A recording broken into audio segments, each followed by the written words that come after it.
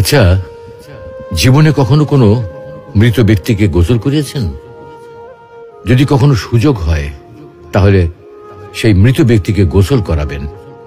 তখন খুব কাছ থেকে দেখবেন মৃত মানুষের দেহটা কতটা অসহায় লাগে, মৃত্যুর পরে মানুষের দেহ কতটা ভয়ের কারণ হয়ে দাঁড়ায়। সুযোগ পেলে রাতে লাশটা পাহারা দেবেন, তখন বুঝতে পারবেন প্রিয় মানুষটার লাশ রাতের বেলায় আপনার কাছে কতটা অদ্ভুত লাগে, কতটা ভয়ের কারণ হয়ে ওঠে, কতটা আতঙ্কের কারণ হয়ে যায়। সুযোগ পেলে মৃত ব্যক্তির শরীরে একটু হাত লাগিয়ে কিছুক্ষণ তার স্পর্শ নেবেন। আপনি তখন উপলব্ধির সুযোগ পাবেন এই পৃথিবীতে বিশাল প্রভা প্রতিপত্তি মৃত্যুর পরে কতটা নির্যাতনের রূপ নেয়। সুযোগ পেলে আপনজনদের লাশ কবরে নামাবেন খুব আগ্রহ নিয়ে।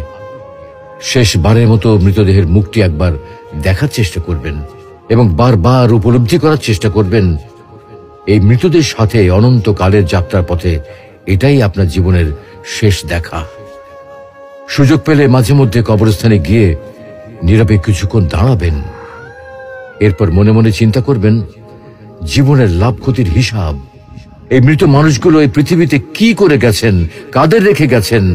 যাদের রেখে গেছেন তারা কি কখনো এই মৃত মানুষগুলোকে স্মরণ করার জন্য কবরস্থানের আশেপাশে একটি বারের জনকে দেখতে আসে?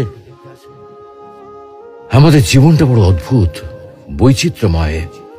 আমরা এর জন্যে, ওর জন্যে, ধন সম্পদের জন্যে, ঐশ্বর্যের জন্যে, বাড়ি গাড়ি টাকা পয়সার জন্যে কত না মায়া দেখাই, আগ্রহ দেখাই, আরো চাই আমাদের।